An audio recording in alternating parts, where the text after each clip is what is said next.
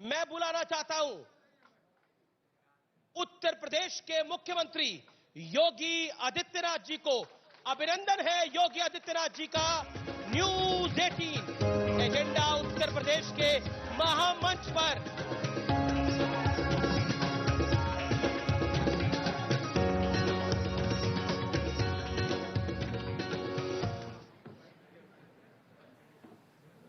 योगी जी, आपका अभिनंदन है, लेकिन सवाल और जवाब का सिलसिला शुरू करने से पहले, क्योंकि ये चुनाव की रणभेरी बच चुकी है, 10 तारीख को नतीजे आएंगे। पहले हम एक रिपोर्ट देखते हैं कि योगी आदित्यनाथ ने पिछले 4.5-5 साल में करा क्या है।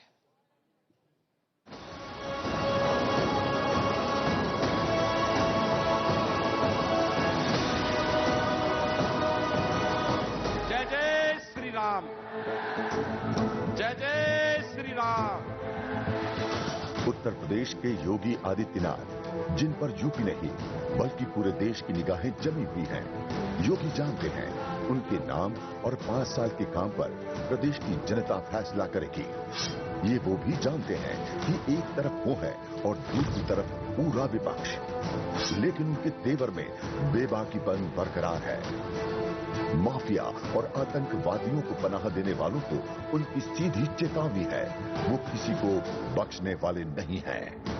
पहले की सरकार आतंकवादियों को मुकदमों को वापस लेती थी और हम आतंकवादियों को ठोकने के लिए एटीएस का सेंटर बना रहे हैं। माफिया से निपटने का योगी का बुलडोजर मॉडल अपने आप में अनूठा है। देश में पहली बार है कि माफिया ने जो जमीनें हड़पी उनको छुड़ाकर उन पर जरूरतमंद लोगों के लिए मकान बन रहे हैं। प्रधानमंत्री नरेंद्र मोदी कानून का राज कायम करने के लिए योगी को पूरे नंबर दे रहे हैं। योगी जी की सरकार ऐसे अपराधियों के साथ जेल जेल खेल रही है। लेकिन योगी सिर्फ माफिया को नेस्तनाबूद के नाम पर ही वोट नहीं मांगेंगे, बल्कि उनके पास अपनी सरकार की 5 साल की उपलब्धियों का लंबा चौड़ा रिपोर्ट कार्ड है। भगवान राम की पवित्र नगरी को पीएम के सपने के मुताबिक अंतर्राष्ट्रीय स्तर पर शहर बनाने का काम रफ्तार पर है। काशी का कायाकल्प लोगों ने देख ही लिया है, लिहाजा मथुरा की अनदेखी कैसे हो सकती है।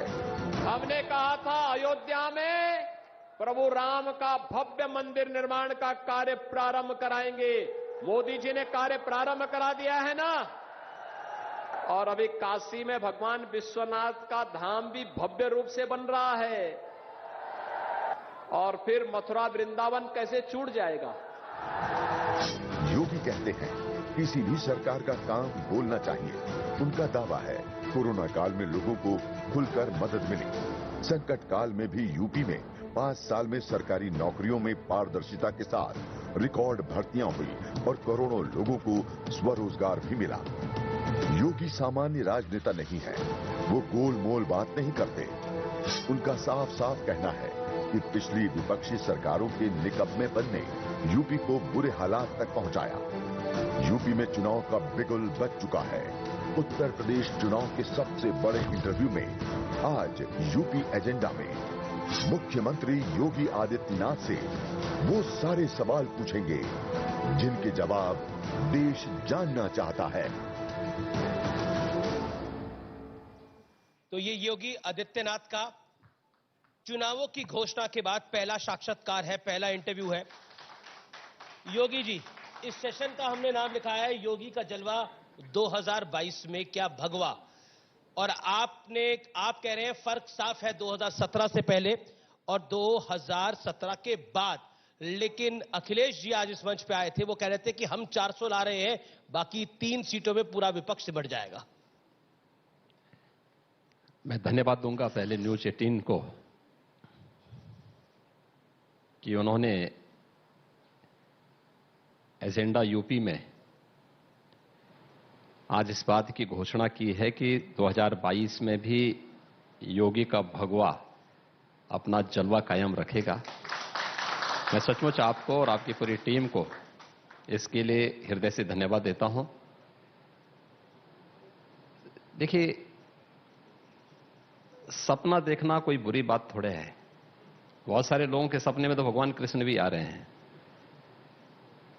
लेकिन सपने हकीकत में क्या है और जब उनको अवसर मिला था तब उन्होंने क्या किया था, यह भी सबकी जुबान पर है। और मैं इस बात को कह सकता हूं कि हमें इस बात पर गौरव की अनुभूति होती है, उत्तर प्रदेश भगवान राम की भूमि है, उत्तर प्रदेश भगवान श्री कृष्ण की भूमि है, उत्तर प्रदेश बाबा विश्वनाथ की पावन भूमि है, उत्तर प्रदेश गंगा और यमुना और सरयू की पावन भूमि है। और इन सब के लिए अगर सही मायने में किसी ने काम किया है तो भारतीय जनता पार्टी नेतृत्व की सरकार ने किया है। मोदी जी के नेतृत्व में भारतीय जनता पार्टी की केंद्र सरकार ने और मोदी जी की प्रेरणा से उत्तर प्रदेश में भारतीय जनता पार्टी की हमारी सरकार ने इन सब कार्यों को पूरा किया है। तो सपने में जब भगवान कृष्ण उन्हें डपट रहे होंगे तो वे सुनते भूल गए होंगे, उन्होंने कहा होगा कि बेटा तू गया काम से, 400 सीटों पर तो तुम देखो मत, ये 3 सीट जो मिल रही हैं उसमें भी एक चाचा के लिए, एक परिवार के किसी सदस्य के लिए, एक कोई भूला भटका होगा तो उसके लिए 3 सीट तुम्हारे पल्ले, बाकी 400 बीजेपी के पक्ष में, बीजेपी के समर्थकों के पक्ष में। और मैं विश्वास के साथ कह सकता हूं, सपने में भगवान कृष्ण अगर आए हैं तो यही कहे होंगे। वैसे भगवान कृष्ण धर्म, सत्य और न्याय के साथ में रहते हैं, अन्याय, अत्याचार और दुराचार के साथ में नहीं रहते। मैं एग्जैक्टली आपको सुनवा भी देता हूं कि अखिलेश यादव ने कहा क्या था, वो बाइट में प्ले करके एक बार आपको दिखा देता हूं। उसके दिखाने की आवश्यकता नहीं है, इसलिए दिखाने की आवश्यकता नहीं। मैं जानता हूं कि उनके पास बोलने के लिए कुछ है ही नहीं। जो पहले सपना उल्टा देख लिया, लेकिन हम सवाल पूछ रहे हैं, हम अनाउंस नहीं कर रहे कि आप आ रहे हैं। मैं पूछना चाहता हूं, हम सवाल पूछ रहे हैं कि पूछना ये चाहता हूं भगवा आ रहा है कि नहीं आ रहा। मैं यही पूछना चाहता हूं जी कि जिनका भगवान राम और भगवान कृष्ण पर विश्वास ही नहीं था, उनको काल्पनिक मानते थे, आज कैसे वे इस बात को किस मुंह से बोल रहे हैं? इसलिए प्रश्न वहां से होना चाहिए था जब कांग्रेस नेतृत्व की सरकार को बिन मांगे लोग समर्थन दे रहे थे, और जब इन लोगों ने माननीय उच्चतम न्यायालय में शपथ पत्र दाखिल किया था जी कि भगवान श्री राम और भगवान श्री कृष्ण तो ये तो हुए ही नहीं, ये तो एक मिथक हैं। उस समय समाजवादी पार्टी उस कांग्रेस नेतृत्व की सरकार को समर्थन दे रही थी, इन्होंने कभी विरोध नहीं किया। तब भी राम सेतु के लिए कोई लड़ा था तो भारतीय जनता पार्टी लड़ी थी। राम सेतु बचा है, उसके कारण बचा है। भगवान राम, भगवान श्री कृष्ण भारत के उन सभी आराध्य देवों के प्रति आस्था और सम्मान के साथ किसी भी प्रकार का कोई खिलवाड़ न करे। अगर ये कोई कर सकता तो भारतीय जनता पार्टी कर सकती है। इसलिए उनके पास जब कुछ नहीं बचा है तो अब तो राम की शरण में, कृष्ण की शरण में हर एक व्यक्ति जाने के लिए लालायित होगा। लेकिन भगवान भी इस बात को देखते हैं मेरा सच्चा भक्त कौन है। जी योगी जी, बीजेपी को ऐसा लगता है कि सच्ची भक्त वही है, लेकिन अखिलेश यादव भी भगवान को मानते हैं, उनको लगता है सच्चे भक्त हम भी हैं। क्योंकि बीजेपी कौन होती है सर्टिफिकेट देने वाली, नरेंद्र मोदी कौन होते हैं सर्टिफिकेट देने वाले, योगी आदित्यनाथ कौन होते हैं सर्टिफिकेट देने वाले। तो मेरा काउंटर सवाल आपसे ये है, क्या बीजेपी सर्टिफिकेट दे रही है कौन हिंदू है, कौन भक्त है? हमने सर्टिफिकेट कभी किसी को नहीं दिया है। जी हम तो अपने आप को सर्टिफिकेट नहीं देते, ये हमारी ड्यूटी थी, हमें दायित्व मिला, हमने राम भक्तों की भावनाओं के अनुरूप कार्य किया। उन्हें दायित्व मिला था, उन्होंने राम भक्तों पर गोलियां चलाई थी। हमें मौका मिला, हमने ब्रज तीर्थ विकास परिषद का गठन किया। उन्हें मौका मिला, उन्होंने कोसी कला का दंगा करवाया था और जवाहर बाग का दंगा करवाया था। अंतर यानी फर्क साफ है, ये देश भी देख रहा है, दुनिया भी देख रही है, उत्तर प्रदेश के नागरिक भी देख रहे हैं। तो ये फर्क जो साफ है, इस फर्क साफ को हर व्यक्ति महसूस कर रहा है। इसलिए 400 सीट किधर आनी है ये जनता तय कर चुकी है। और 3 सीट का हकदार कौन है ये भी जनता तय कर चुकी है। क्योंकि कोविड की थर्ड वेव आई हुई है, चुनाव आयोग ने रैलियों पे पाबंदी लगा दी है, अब डिजिटल प्लेटफॉर्म के जरिए प्रचार होगा, इसको आप कैसे देखते हैं? देखिए, चुनाव आयोग ने जो भी किया होगा सोच समझ के किया होगा। चुनाव एक संवैधानिक बाध्यता है और अपनी संवैधानिक बाध्यता के अनुरूप उन चुनाव आयोग को, भारत निर्वाचन आयोग को चुनाव कराने थे।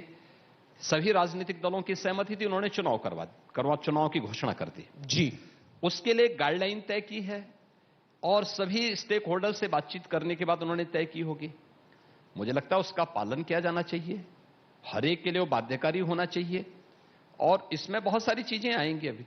अभी वर्चुअली उन्होंने सुविधा दी है। अखिलेश जी कह रहे हैं कि लोग डिजिटल प्लेटफॉर्म पर कब्जा जमाए हुए हैं, जिनके पास संसाधन नहीं है वो वर्चुअल रैलियां कैसे करेंगे? उनके मन में एक सवाल है। ये देखिए, सवाल ये है, ये लोग तो हमेशा विकास के विरोधी रहे हैं।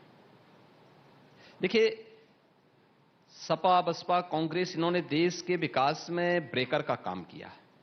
देखिए, सत्ता इस देश के अंदर और प्रदेश के अंदर खासतौर पर कोई भी ऐसा राजनीतिक दल नहीं है जो ये कह सकता हो कि उन्हें सत्ता न मिली हो। 1947 से लेकर के और 1990 तक अगर हम देखें, यानी जनता पार्टी के कार्यकाल को देखें तो ज्यादा, यानी कांग्रेस ने अनवरत प्रदेश के अंदर शासन किया। 1990 से 89 से लेकर के और 2017 तक 4 बार समाजवादी पार्टी को प्रदेश में शासन करने का अवसर मिला जी। 3 बार मोहन जी को प्रदेश के अंदर शासन करने का अवसर प्राप्त हुआ, बीजेपी को भी शासन करने का अवसर प्राप्त हुआ। हर एक ने भारतीय जनता पार्टी की कार्यपद्धति को भी, सपा की कार्यपद्धति को भी, बसपा की कार्यपद्धति को भी, कांग्रेस की कार्यपद्धति को भी देखा है। भारतीय जनता पार्टी को सेवा का, जब भी सत्ता में आने का अवसर मिला, हमने सत्ता का उपयोग सेवा के लिए किया, राष्ट्रभक्ति के लिए किया।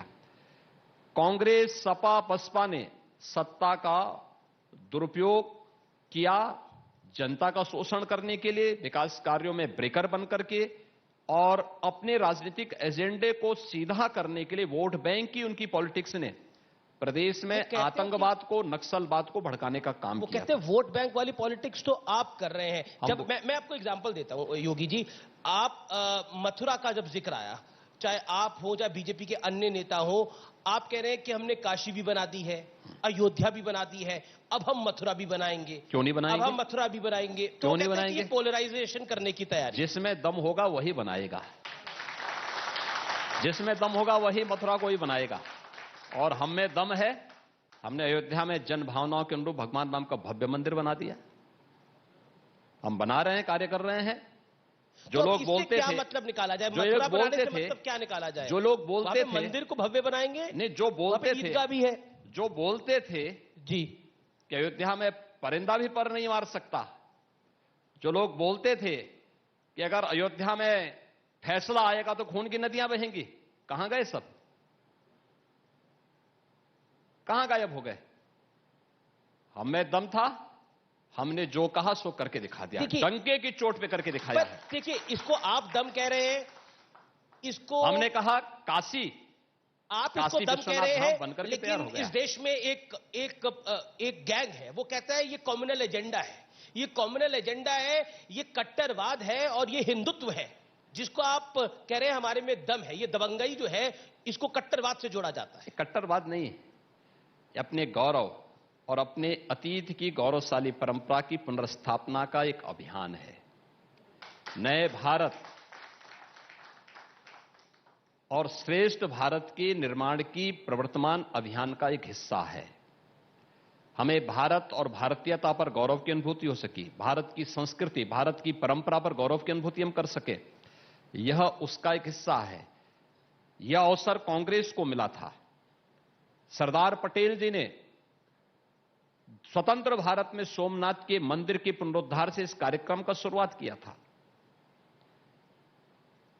देश के प्रथम राष्ट्रपति डॉक्टर राजेंद्र प्रसाद जी ने उस कार्यक्रम में, पुनरुद्धार कार्यक्रम के लोकार्पण में जाकर के देश को एक संदेश दिया था।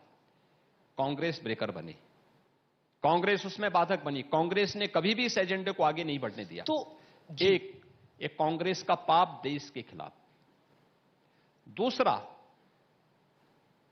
1990 के बाद कांग्रेस विरोधी लहर में विभिन्न दलों को सत्ता में आने का अवसर प्राप्त हुआ। देश और प्रदेश की जनता कांग्रेस के पाप से उब चुकी थी। उन्होंने कांग्रेस से किनारा कसा और अयोध्या में उस समय राम भक्तों पर गोली चलाने का पाप समाजवादी पार्टी ने किया।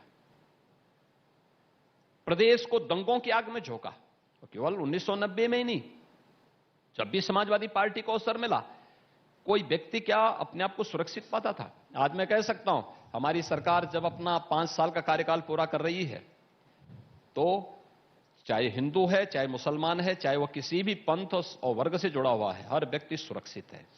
याद रखना, दंगे जब होते हैं, अगर हिंदू का घर जलेगा तो मुसलमान का घर सुरक्षित थोड़े रहता है।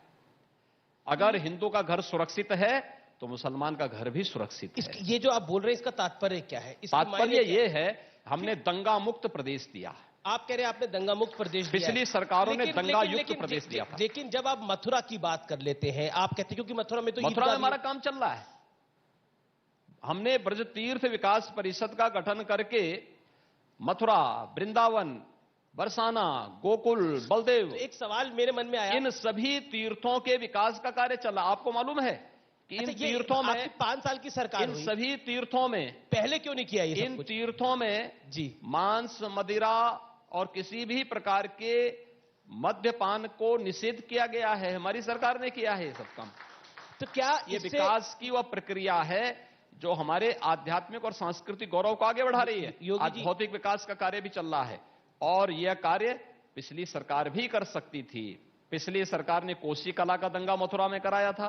पिछली सरकार ने जवाहर बाग की घटना मथुरा में करवाया था। एक बात बताइए योगी जी, आप जब इस तरह की बात करते हैं, आप मुख्यमंत्री हैं, तो क्या आपको नहीं लगता जब विपक्ष आरोप लगाता है कि इससे एक वर्ग को डराने की कोशिश है, फिर देखिए एक भय का वातावरण बनाने की कोशिश? सत्ता में आए थे जी, हमने अपने संकल्प को 3 मुख्य बातों के साथ समेट करके इस बात को कहा था।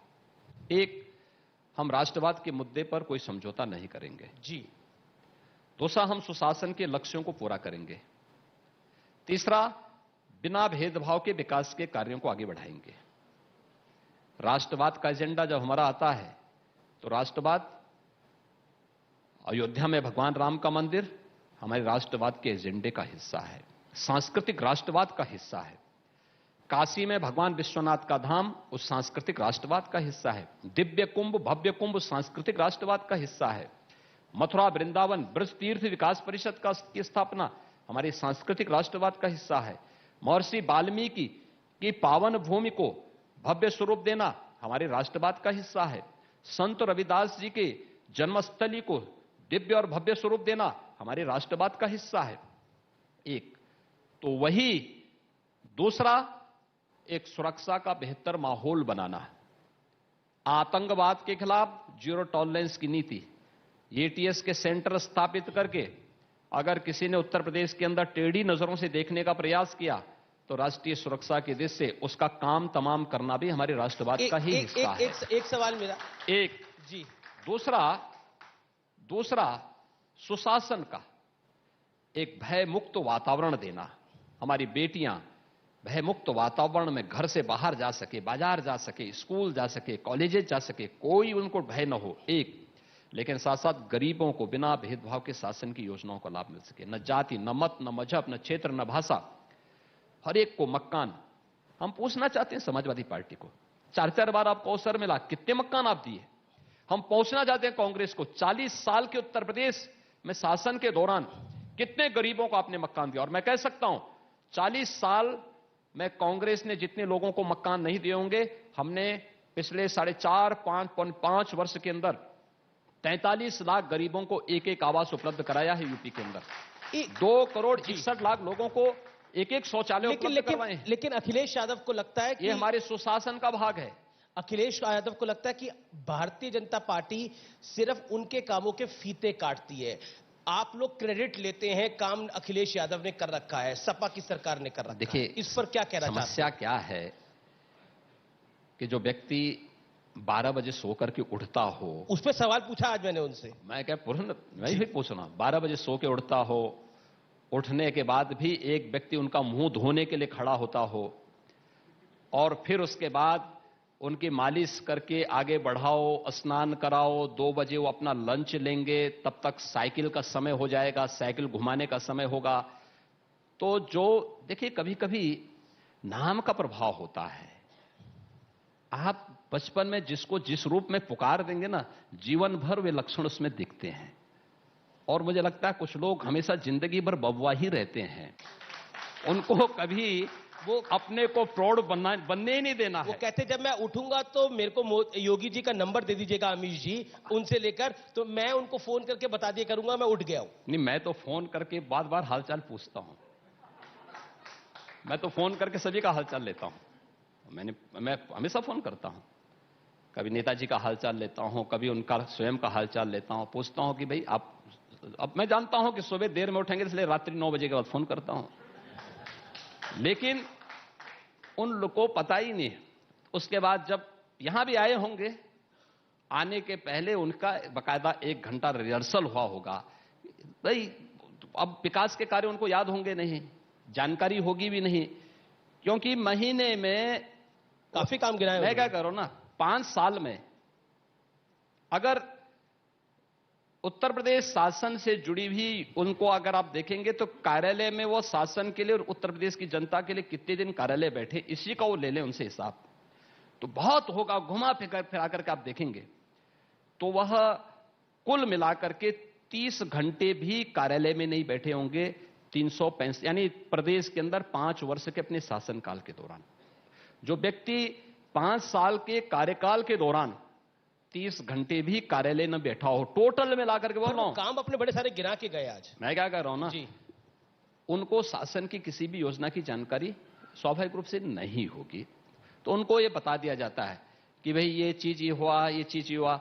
अतः फिर उसको जब समझ में नहीं आता तो वो लोग ये बोलते हैं अच्छा ये बोल दीजिए, अंत में कुछ नहीं जी, आप केवल ये बोल दीजिए कि साहब योजना हमारी थी, फीता उन्होंने काटा, क्योंकि वे इस लायक नहीं थे कि फीता काट सके। हम शिलान्यास भी कर रहे हैं और फीता भी काट रहे हैं। ये वही कर सकता है जी, ये वही कर सकता है जिसने विकास की योजना को बनते हुए भी देखा है और उसको लागू होते हुए भी देखा है। योगी जी, एक सवाल इस समय देश के मन में है कि योगी आदित्यनाथ चुनाव कहां से लड़ेंगे, क्योंकि मथुरा वृंदावन की बात हुई तो एक आपके सांसद है, उनको भी भगवान कृष्ण का सपना आया कि आप वहां से चुनाव लड़ें, तो योगी आदित्यनाथ चुनाव कहां से लड़ने वाले हैं? अयोध्या से लड़ने वाले हैं, मथुरा से लड़ने वाले हैं, गोरखपुर से लड़ने वाले हैं, कहां से लड़ने वाले हैं? देखिए, जब कंस की मूर्ति लगाने वालों के सपने में भगवान कृष्ण आ सकते हैं जी, तो कृष्ण अपने भक्तों के सपने में क्यों नहीं आएंगे? तो मैं क्या समझूं इसका इशारा? और नहीं, मैं वही कह रहा हूं ना जी, नहीं, सपना भाजपा के सांसद के सपने में तो भगवान कृष्ण आए होंगे क्योंकि वह कृष्ण के ही भक्त हैं, लेकिन कंस की मूर्ति लगाने वालों के सपने में जब भगवान कृष्ण आ रहे हैं तो मैं यही कहना चाहता हूं, देखिए यह पार्टी का, जहां से पार्टी को उचित लगेगा और पार्टी जहां से कहेगी हम लोग वहां से चुनाव लड़ेंगे। ये पार्टी का मामला है, पार्टी इसको तय करती है, पार्टी का संसदीय बोर्ड तय करता है और हम लोग उसको मानते हैं, उसको लागू करेंगे। तो आपको भी हाल फिलहाल में कोई सपना आया कि नहीं आया? नहीं, हम तो रोज उसी सपने में जीते हैं जी, उत्तर प्रदेश की 25 करोड़ जनता की खुशहाली का जो कारक बन सके, उत्तर प्रदेश के विकास को देश के सामने एक नए मानक के रूप में प्रस्तुत कर सके, सुशासन, विकास और राष्ट्रवाद के मुद्दों को आगे बढ़ाना, यही हमारा सपना था, उसको हमने ईमानदारी से आगे बढ़ाया है। एक मुद्दा आया पीछे जिसमें प्रधानमंत्री की सुरक्षा में पंजाब में बहुत बड़ी सेंध लगी। आप भी एक बड़े सूबे के मुख्यमंत्री रहे हैं, आपका भी कार्यकाल करीब करीब 5 साल का है।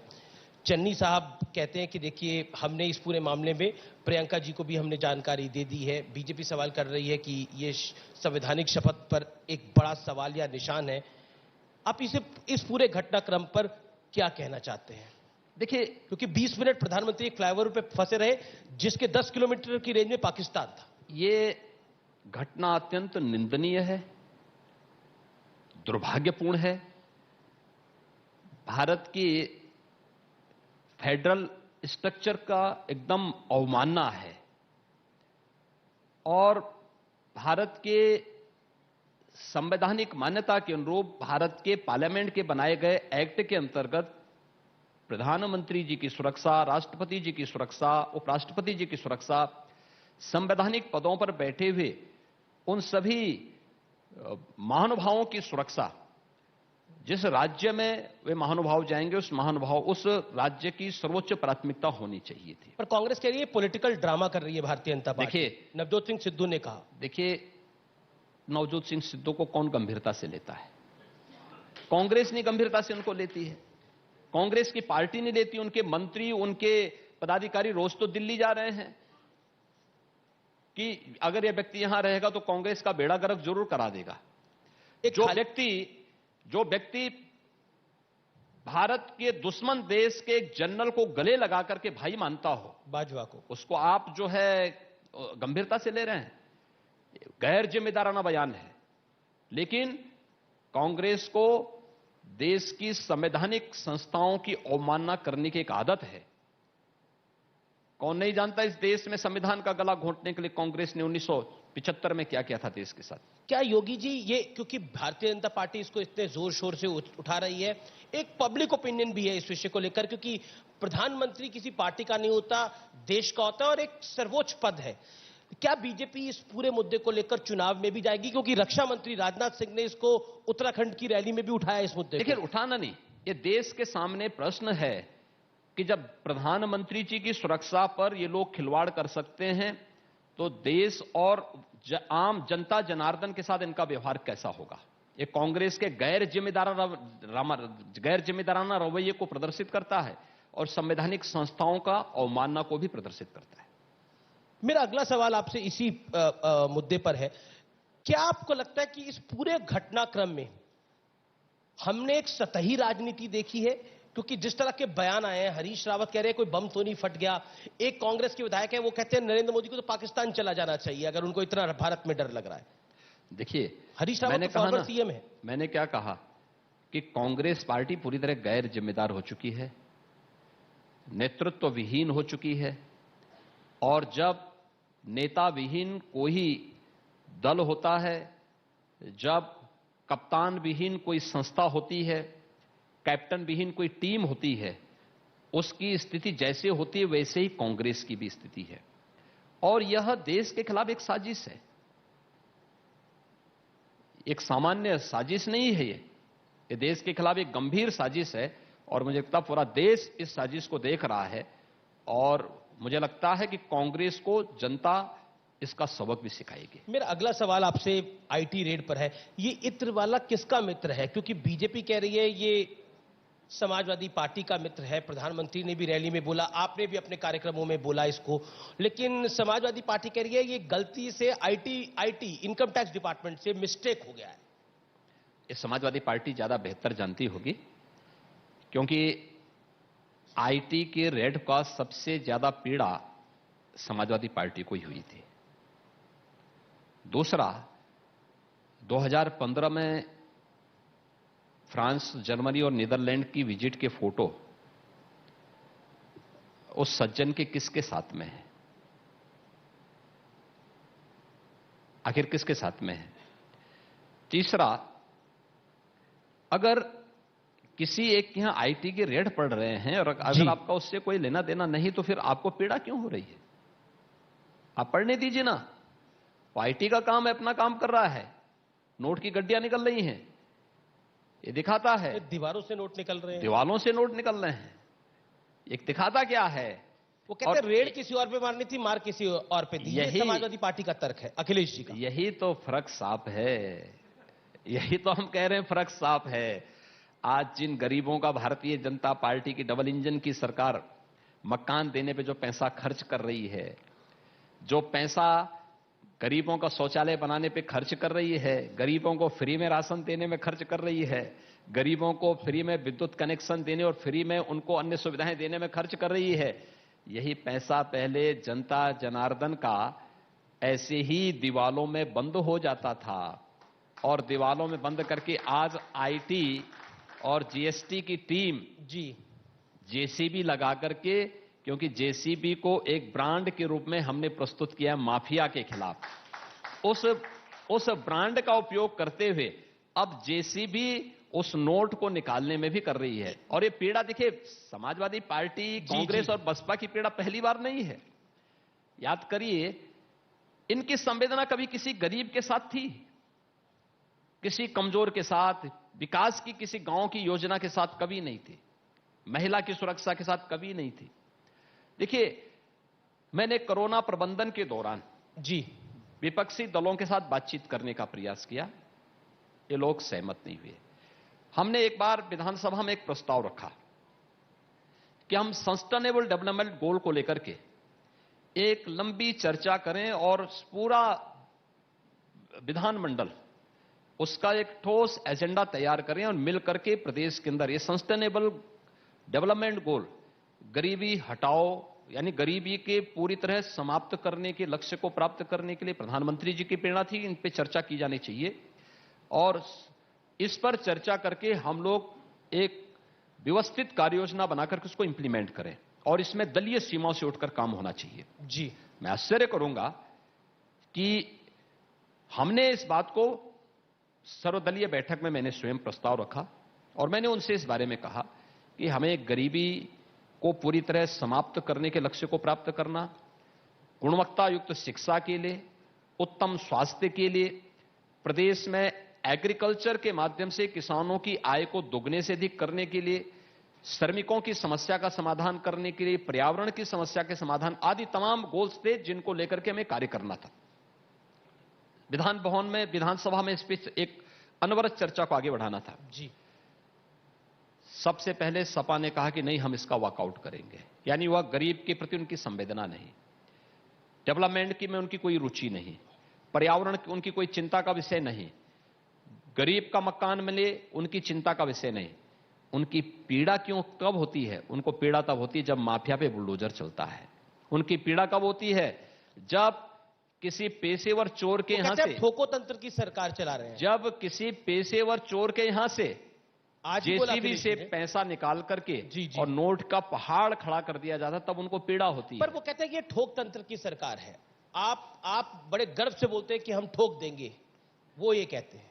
तो आतंकवादियों को आरती करने के लिए तो भगवान ने उनको पैदा ही किया है और हम लोगों को तो इसी बात के लिए भेजा है कि परित्राणाय साधुनाम और विनाशाय से दुष्कृताम। हम तो इसी के लिए आए हैं। वो कहते हैं आपका ठोको राज है, बुलडोजर राज है और प्रधानमंत्री ने एक शब्द यूज किया आपके लिए, उपयोगी। यूपी के लिए आप बहुत उपयोगी हैं, तो उसके जवाब में उन्होंने ये बोला। मैंने कहा ना, उत्तर प्रदेश की 25 करोड़ जनता के हित के लिए जो आवश्यक होगा सरकार वो काम कर रही है। जी, सरकार ने वो काम किए हैं और उत्तर प्रदेश के लिए जो अच्छा होगा भारतीय जनता पार्टी की सरकार वही कार्य करेगी। क्योंकि वो कहते हैं वो जो उनका इत्र है, वो जो बीजेपी नफरत फैला रही है उसको समाप्त कर देगा, जो परफ्यूम वो लेकर आए हैं। ये इत्र ही प्रदेश की बददुआ की एक संताप झेलने के लिए इनको मजबूर किया है और यह इत्र नहीं, अब ये समाजवादी पार्टी का बदबू जनता भी इससे नफरत कर रही है। चलिए अगली बात मैं हिंदुत्व की कर लेता हूं, क्योंकि आप सिर्फ मुख्यमंत्री नहीं है, आप महंत भी हैं, एक योगी भी हैं। हिंदू और हिंदुत्व पे इस देश में एक बहुत बड़ी बहस राहुल गांधी ने खड़ा करने का प्रयास किया है। इस पर आप क्या कहना चाहते हैं? राहुल जी हिंदू अलग है, हिंदुत्व अलग है। राहुल जी जब विदेश में जाते हैं तो भारत को कोसते हैं, केरल में जाते हैं तो अमेठी की जनता को और उत्तर प्रदेश वासियों को कोसते हैं। राहुल जी पे कोई विश्वास करता है क्या? कोई उन्हें गंभीरता से लेता है क्या? उन्हीं की पार्टी नहीं गंभीरता से ले रही है, उन्हीं की पार्टी उन्हें गंभीरता से नहीं ले रही है, तो देश क्यों उन्हें गंभीरता से लेगा? आपने कह दिया वो एक्सीडेंटल हिंदू हैं, वो तो जनेऊधारी हिंदू बोलते हैं अपने आप को। तो हमने कहा ना कि वक्त के साथ ये लोग बदलते हैं, वक्त के साथ। आज इस देश की सांस्कृतिक राष्ट्रवाद के परवाह ने इन सबको जनेऊ पहनने के लिए मजबूर कर दिया है और अयोध्या में राम राम कहने और मथुरा वृंदावन में राधे राधे कहने के लिए मजबूर कर दिया है, काशी में हर हर महादेव कहने के लिए मजबूर कर दिया है। आप अयोध्या, काशी, मथुरा सब ले ये हमारे सांस्कृतिक राष्ट्रवाद की विजय है। और मैं कह रहा हूं, आप देखना कि बहुत सारे लोग अभी ऐसे होंगे जो अभी कुछ समय के बाद ये सब इसी प्रवाह के राही बनते हुए दिखाई जी देंगे। मेरे हमारे साथ यहाँ पर एक कन्हैया मित्तल भी हैं, इनका गाना बड़ा वायरल हो रहा है और ये बहुत जिसे कहते हैं काफी खाटू श्याम के बड़े भजन करते हैं, आपको भी बहुत पसंद करते हैं, ये कुछ कहना चाहते हैं, कुछ सुनाना भी चाहते हैं, बताइए। हले प्रणाम। जो राम को लाए हैं हम उनको लाएंगे, जो राम को लाए हैं हम उनको लाएंगे, यूपी में फिर से हम भगवा लहराएंगे, यूपी में फिर से हम भगवा लहराएंगे। योद्धा भी सजा दी है, काशी भी सजा दी है, योद्धा भी सजा दी है, काशी भी सजा दी है। घनश्याम कृपा कर दो, घनश्याम कृपा कर दो, मथुरा भी सजाएंगे, घनश्याम कृपा कर दो, मथुरा भी सजाएंगे। ऊपर से नहीं है हम, अंदर से राम के हैं, ऊपर से नहीं है हम, अंदर से राम के हैं। बस इसीलिए योगी बंदे कमाल के हैं, इसीलिए योगी बंदे कमाल के हैं। ये बात सच्ची है तो आपको भी मेरे साथ गाना है। जो राम को लाए हैं हम उनको लाएंगे, जो राम को लाए हैं हम उनको लाएंगे। दुनिया में फिर से हम, यूपी में फिर से हम भगवा लहराएंगे, यूपी में फिर से हम भगवा लहराएंगे। और मैं जहां जाता हूं मुझे हर जगह सुनने को मिलता है, योगी जी आए हैं, योगी ही आएंगे, योगी जी आए हैं, योगी ही आएंगे। संतों की नगरी को, संतों की नगरी को बाबा जी चलाएंगे, संतों की नगरी को बाबा जी चलाएंगे। जो राम को लाए हैं जी कन्हैया जी, उनको लाएंगे, जी जो मुझे तो लगा राम को लाए हैं हम उनको लाएंगे। भारत माता की। बहुत बहुत शुक्रिया कन्हैया जी, आप यहाँ पर आए, आप यहाँ पर आए और आपने अपनी बात को रखा। योगी जी कुछ कहना चाहेंगे आप? नहीं, मैं धन्यवाद दूंगा कन्हैया जी को, उन्होंने कन्हैया के अनुरूप गा करके जी अपने आप को साबित कर दिया है। और मैं देख रहा था, मैं इनको पहली बार मेरी उनसे मुलाकात हो रही है जी, लेकिन मैं देख रहा था कि प्रदेश के अंदर जगह जगह इनका जो ये भजन है ये जगह जगह चल रहा है। और बहुत सारी जगह तो मैं देख रहा था कि शादी ब्याह में भी ये सब गाते हुए लोग उसको बजाते हुए चल रहे हैं। तो ये एजेंडा इन्होंने नया सेट कर दिया। ये माहौल क्या है जिसमें जो राम को लाए हैं हम उनको लाएंगे। और ये जो एक गाना है, लेकिन ये बीजेपी की तो अब स्टेटमेंट हो गई है। क्या आपको लगता है कि ये हिंदुत्व है जिस की बात कन्हैया मित्तल कर रहे हैं, ये हिंदुत्व है और राहुल गांधी जिस पर टिप्पणी कर रहे हैं? देखिए, ये अंतःकरण का भाव है। मैंने यहां कल एक दूरदर्शन के उसमें इस बात को कहा था जी, राम नाम लेने वाले हनुमान भी थे और राम नाम लेने वाला कालनेमी भी था। भाव दोनों के अलग अलग थे।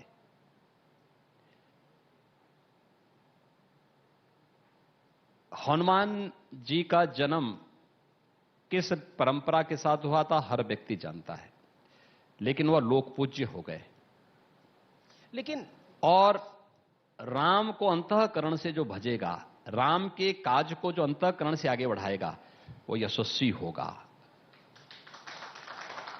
जो केवल राम को अपने स्वार्थों के लिए, एक सवाल मन में खड़ा होता राम नाम का दुरुपयोग करेगा जी, कालनेमी दुर्गति, कालनेमी जैसी और मारीच जैसी दुर्गति उसको तय है। सिर्फ अगर राम का नाम होगा, सिर्फ अगर राम की बात होगी तो रहीम का क्या होगा? ये सवाल दूसरी तरफ से आता है। तो राम, जहां राम है वही रहीम भी है। अगर राम का नाम है तो ही रहीम का नाम है। अगर राम का नाम ही नहीं तो फिर रहीम भी कहां से आएंगे? अब ये तो आप लंबा आपने मैंने वही कहा जी। अगर राम रहेंगे तो ही रहीम आ पाएंगे, अन्यथा जो ये लोग राम का विरोध करते हैं ना, ये सब तालिबानीकरण के समर्थक हैं। आप कह रहे हैं कि सेकुलरिज्म तालिबान के राम की समर्थक वजह से है। इस देश में अगर सेकुलरिज्म है तो वो राम की वजह से है। हिंदू इस देश के सेकुलरिज्म की गारंटी है। जी।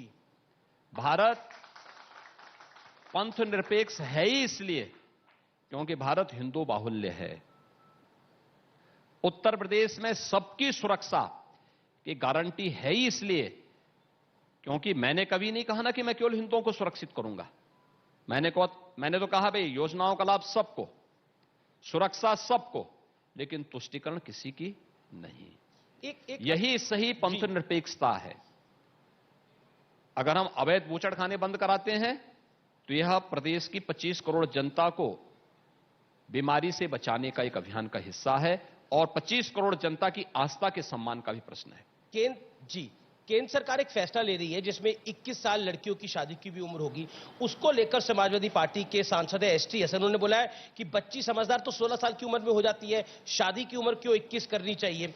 अबू आजमी ने तो एक ऐसी बात कही जो मुझे इस मंच पे बोलने में भी बहुत शर्मिंदगी हो रही है। उन्होंने बोला कि बेटी बहन अगर घर में अकेली भी हो तो अकेली बेटी के साथ भी मत रहो, शैतान कभी भी सवार हो सकता है। देखिए ये उनकी मानसिकता है, समाजवादी पार्टी का संस्कार यही है। आधी आबादी के बारे में शकीफुल रहमान वर्क का आपने अभी उल्लेख किया ही नहीं। एसटी हसन और अबू आजमी, मैं क्या कर रहा हूं, ये तो आखिर ये तो समाजवादी पार्टी के चेहरे हैं। शकीफुल रहमान वर्क जो तालिबान का समर्थन करता है, एसटी हसन जो बालिकाओं के बारे में, अबू आजमी जैसे मोहरे नमूने हैं जो बेटियों के बारे में इस प्रकार का वक्तव्य देते हैं और समाजवादी पार्टी इनको ढो रही है। सच्चाई क्या है? समाजवादी पार्टी के यही सही प्रवक्ता हैं और समाजवादी पार्टी का यही चेहरा है। आधी आबादी ही नहीं, पूरे प्रदेश की सुरक्षा को दांव पे लगाने वाली ये पार्टी है और प्रदेश की सुरक्षा के साथ विश्वासघात करने वाली पार्टी। मैं अब आपको एक ओवैसी साहब की बाइट दिखाता हूं। ओवैसी साहब कह रहे हैं, क्या आप सुनिए और इसका जवाब दीजिए। ओवैसी साहब की बाइट को प्ले करते हैं। मुख्यमंत्री नहीं रहेगा,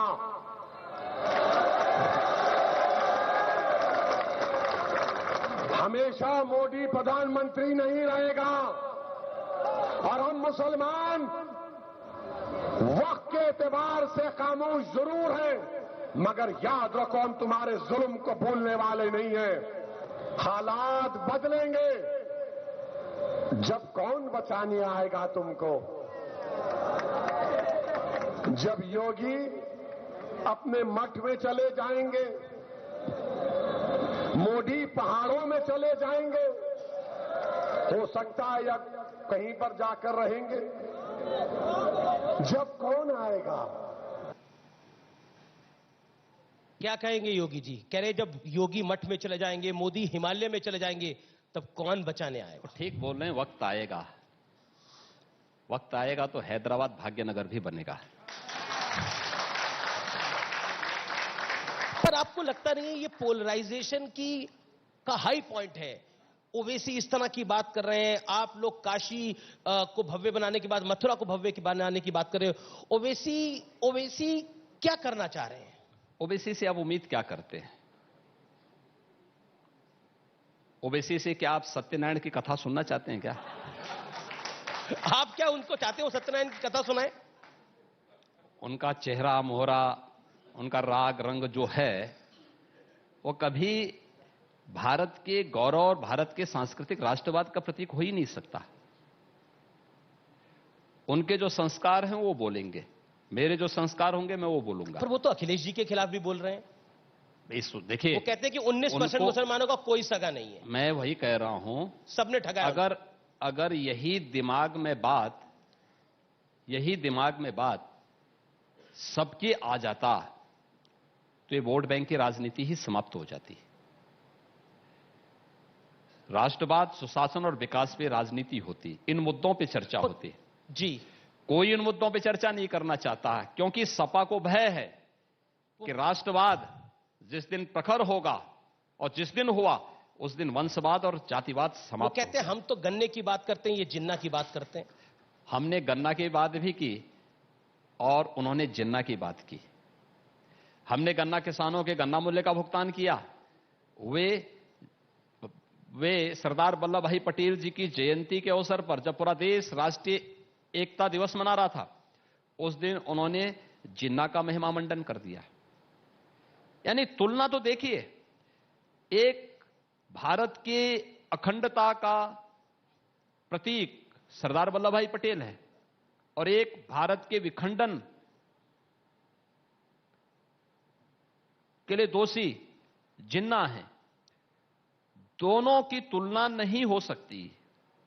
एक भारत का भारत रत्न है, भारत के महानायक हैं, एक भारत के लिए खलनायक हैं, और दोनों को आप एक तराजू में तोलने का प्रयास करेंगे तो ये भारत के राष्ट्र नायकों के साथ न्याय नहीं होगा। लेकिन आप तो मुगलों को भी इस चुनाव में लेके आ रहे हैं, क्योंकि प्रधानमंत्री ने भी औरंगजेब की बात करी, आप भी कई बार उसके एग्जाम्पल देते थे, ऐसा क्यों? जिन्होंने अत्याचार किया है जी, जिन्होंने अन्याय किया है, जनता को अतीत की उन गलतियों के बारे में एहसास कराना भी ये दायित्व है। और यही बात कही गई, काशी किस किस के अत्याचार का शिकार नहीं हुई? क्या औरंगजेब ने बाबा विश्वनाथ के मंदिर को तोड़ने का कार्य नहीं किया था, अपवित्र करने का कार्य नहीं किया था? क्या बाबर ने अयोध्या में राम जन्मभूमि को अपवित्र नहीं किया था? कौन इसको भूल सकता है? और मुझे लगता है कि अतीत को विस्मृत करके हम गौरवशाली भविष्य की नींव नहीं रख सकते। बिल्कुल आखिरी दौर की ये बातचीत है। आप देवबंद के अंदर, ये सवाल है, आपने कहा कि पहले की सरकार आतंकवादियों के मुकदमे वापस लेती थी, हम आतंकवादियों को ठोकने के लिए एटीएस सेंटर बना रहे हैं, लेकिन एटीएस का सेंटर बनाने के लिए देवबंद को ही क्यों चुना? देखिए, हम लोग हर उस स्थल पर जो राष्ट्रीय सुरक्षा के प्रति संवेदनशील है जी, वहां पर हम लोग अपने एक व्यवस्थित एजेंडे को के तहत राष्ट्रीय सुरक्षा को ध्यान में रख करके अपने इस कार्यक्रम को आगे बढ़ा रहे हैं। और देवबंद भी है, क्योंकि देवबंद वह एक सेंटर है।